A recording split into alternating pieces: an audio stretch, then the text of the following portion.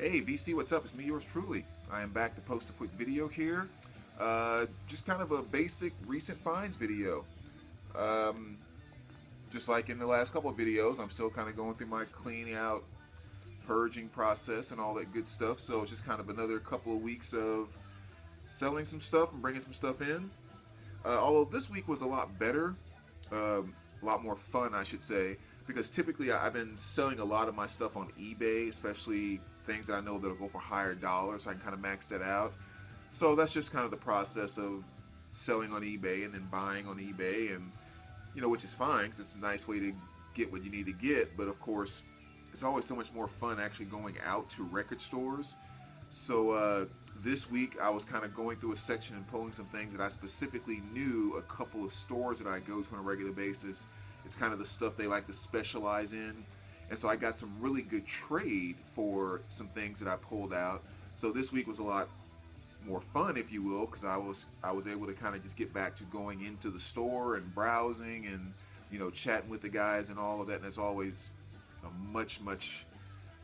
just a much better way to buy vinyl. I mean, that's the whole experience that we all crave so much. So that was kind of nice, being able to pick up a lot of things just through local stores. So just gonna kind of go through and share things that came in, stuff that I traded for, and all that good stuff.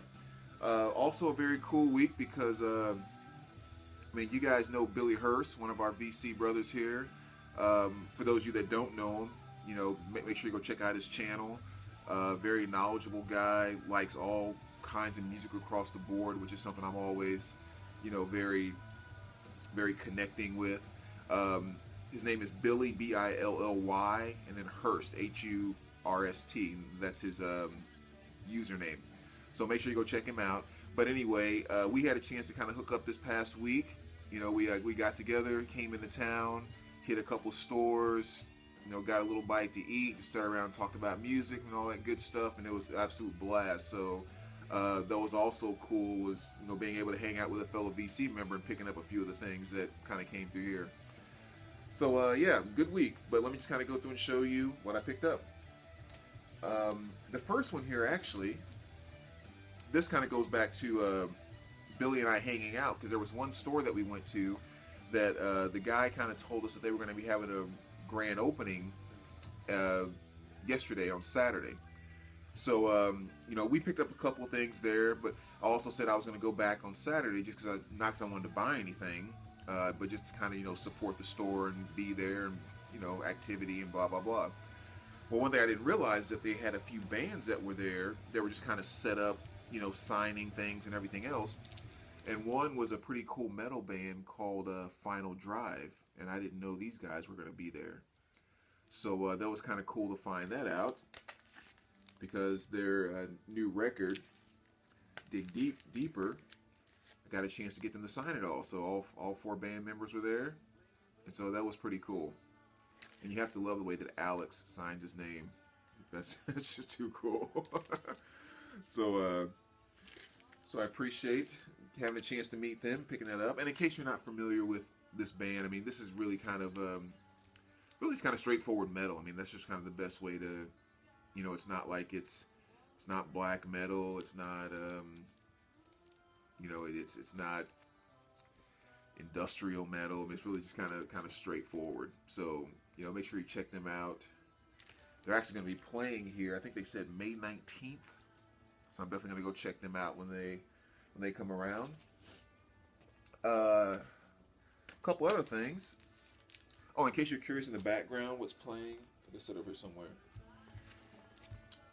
Wolfmother, Cosmic Egg.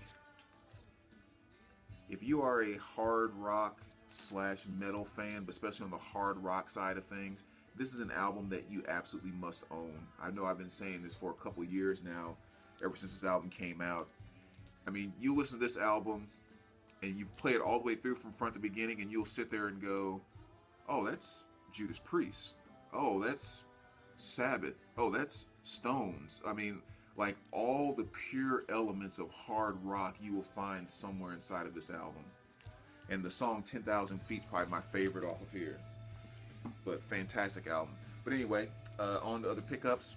I usually don't show CDs, but I was really happy to pick up these. Joan Jett and the Blackhearts. This is I Love Rock and Roll, Japanese mini LP. And this was perfect timing too, because I went in to trade some stuff in a local store here, and he was like literally just putting this on the shelf as he was going through my stack of things. So I was glad I got a chance to snag that before anyone else came along.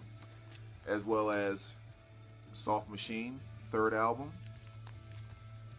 Probably right along with Soft Machine 5, my two favorite Soft Machine albums, so it was nice to get that on CD. So those are just kind of a couple of CDs I'll show you. Lost Highway soundtrack. This is a good pickup. And this is probably one that I normally just wouldn't go out and buy, but I had a good chunk of trade at this one store, and so this was one that, you know, on the trade side, I was kind of willing to pick up. I've had this CD since, gosh, I don't know, 15, 20 years. I mean, it's been around for a long time. But they did this limited 200,000 copy, 180 gram pressing, 2 LPs. And for those of you maybe that aren't quite familiar with this, kind of a strange album, a lot of different things incorporated in it. I mean, it kind of reflects the kind of strangeness of the movie. But everything on here from David Bowie has some stuff on here. 9 Inch Nails, you know, Perfect Drug is on here. One of my favorite Smashing Pumpkins songs, I, is on here. So everything from, you know, kind of some heavier stuff like that to some stuff that almost sounds easy listening and jazzy. I mean, it's just a very, very strange mixture. So a really cool soundtrack. And since this is one of my favorite albums of all time, I have an original pressing, but I went ahead and bought the reissue of Twisted Sister, Stay Hungry. So that was a nice pickup.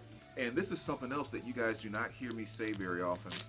Oh, that Lost Highway, in case you think about picking it up, it's kind of a yellow, marble-ish kind of vinyl. But this particular Twisted Sister album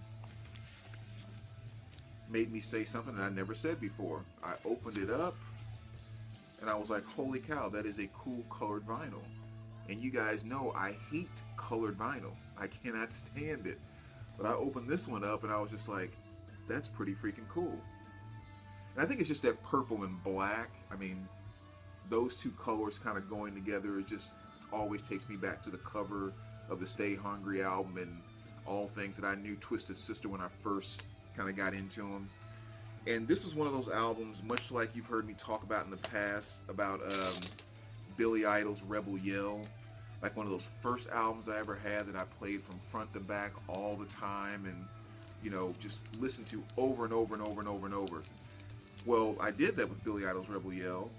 And if Billy Idol's Rebel Yell, for whatever reason, was not in my cassette deck, boombox back then, if it wasn't in there, this cassette, Stay Hungry, was in there. This is an album, again, that I just played to death from front to back. It always reminds me of the summer of my 6th grade year, because that was the year that my best friend Matt and John and then myself, you know, we all had our boom boxes and everything back then. That summer, Stay Hungry and Sammy Hagar's VOA never left our cassette decks. I mean, just a fantastic album. Love everything about it.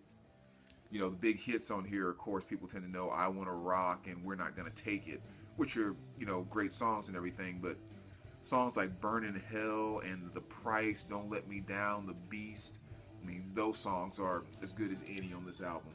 So perfect from front to back. And so I'm gonna keep my original pressing and got one of the nice reissues. Also comes with a poster, which is really nice. But moving right along, I don't want to make this video too long. I got a few things to go through here. This was one I picked up the night that Billy and I were digging. A nice Mo-Fi copy of Dead Can Dance. Really cool album, 2 LP set. This was a great snag too, because it was actually marked all the way down to $15.49, I think, so $15, which was awesome, awesome, awesome.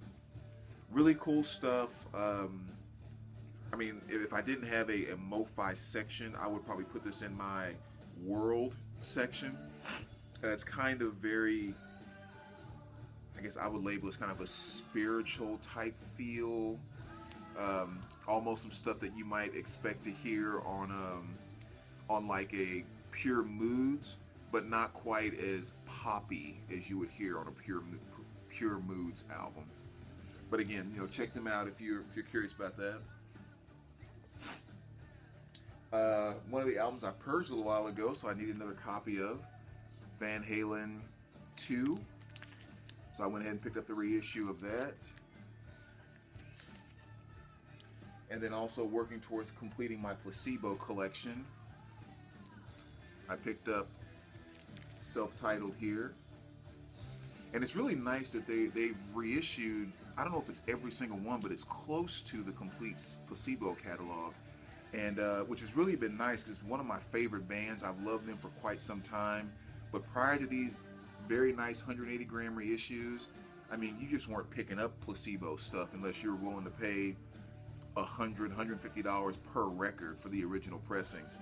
So these reissues have just been awesome, because now you can grab them for $20, $22 a piece, which is really, really cool. So getting close to completing that. Another new band I've kind of recently been turned on to. You can see here, this is Sex Prisoner. And the easiest way to really kind of sum up what you have here is German metal. Let's just kind of put it that way. I mean, you put those two words together, they'll give you somewhat of an idea. It's on a kind of a gray splattered color type vinyl, which again, I'm not that fond of. But still, just a new band I'm learning about. I stumbled across a 7-inch a while ago and heard it, and then I followed it to this album. So really good stuff, and a really cheap album too.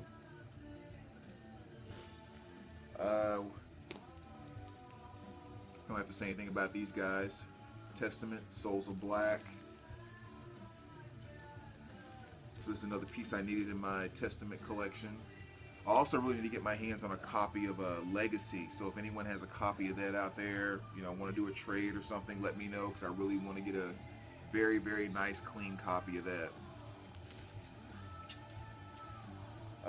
Another one I picked up because I was dealing more with trade dollars and not real money was this one here, Bush. Razor Blade Suitcase. It's kind of going back to that, good old 90s stuff. It's definitely a fun decade to reflect on. And this was, a band that was fairly big during that time period. I still tend to favor 16 Stones a little more so than this album here, but this is definitely a good one too. Classic tracks like Swallowed, Cold, Contagious, a few other good things on here. Really nice. Once again, though, I was a little disappointed when I opened it up because it, again, was colored vinyl. I don't know why they feel like they put everything on colored vinyl. But still, very good pickup. And this is one that I got a couple of weeks ago that really kind of spawned me looking at more 90s stuff in my collection, especially these reissues. Because obviously, as most of us know, CDs were getting big in the 90s, so yes, there was still some vinyl being pressed, but not quite in those huge numbers, and some of that great classic 90s stuff on vinyl can be hard to find, but thank goodness for the reissues. And here's one of them. 4 Non-Blondes. Bigger, Better, Faster, More, right? Bigger, Better, Faster, More, yeah. Definitely a CD that I listened to a lot back in the 90s, so it was nice to see that they had reissued this. And yeah, I said a couple weeks ago, I was listening to this album, just threw it on from front to back, and it just started kind of bringing back those memories. Like, man, that was really good stuff. And so that's kind of been my focus now with, like, even just last night, I sold like 3 things on eBay, and I immediately turned around and ordered 4 or 5 reissues of some 90s stuff. And so I'm kind of on that little kick now. But yeah, 4 Non-Blondes. Of course, the hits off of here, What's Up, Spaceman.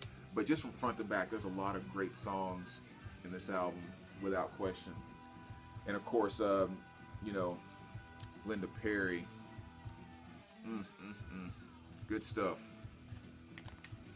So that's 4 Non-Blondes. This is another one I picked up with Billy Hurst the other night, and he and I both had some really good luck at this one spot because he found an album that was like, you know, $15-20 that regularly goes for well over $100 on eBay. And I found this one, which is really one of my soundtrack grails, one that I've been wanting for a long time. The Last American Virgin, one of my favorite 80s movies. Absolute classic in my book. But yeah, you know, so like with me, pretty much any movie about any 80s movie about high school teenagers trying to get laid is always just great comedy, and Last American Virgin is absolutely no different. But this is not a very easy soundtrack to find, and you know, I was digging through the stacks and I saw it, you know, the cover there or whatever, and so the first thing I thought was, wow, I wonder how much it is, and I pulled it out. It was marked for only $8.99. So then my next thought was, oh my gosh, I bet the record is going to be thrash. Please don't be thrash. Please don't be thrash. And like as I was opening, I literally was saying it out loud, and I pulled the record out, clean as can be. I was like, no way. Because, you know, typically you look at these on eBay, you'll find one excellent, maybe close to near mint condition. You're going to pay $80 to $100 for it. Fair condition, maybe with some ring wear and all that good stuff, you're going to pay about $60 for it, which I just wouldn't do for either. But lucking around and finding one for $8, you know, definitely a personal grail in my collection. Love that stuff. So that was a great find. But Billy and I really scored at that place. Got a copy of Supertramp, Breakfast in America. Been needing a clean copy of this for quite some time, and I found this one. Flawless too, which was nice. Only $3.99. That was a heck of a deal. So absolutely flawless vinyl mint. Matter of fact, the only thing was just that little bit of the kind of little black smudgy mark right there. But great copy. Another Credit Blind Buy, which was awesome. The Melvins, Hold It In. I hadn't heard this album, but of course I've seen the Melvins, love the Melvins. Houdini's probably my favorite album by them. But yeah, just kind of took a chance on this one because it was actually marked 50% off, which was great, and it sounded fantastic. It's kind of your typical Melvins. Your you know, just kind of their sludgy, heavy stuff, which is really kind of nice. So, all right, I'll tell you what I'm going to do. So this video doesn't get too long. We're already at almost 18 minutes. I'm going to make this a part 1. So I'm going to come back and do part 2. All right, so thanks, VC. We'll be right back with part 2.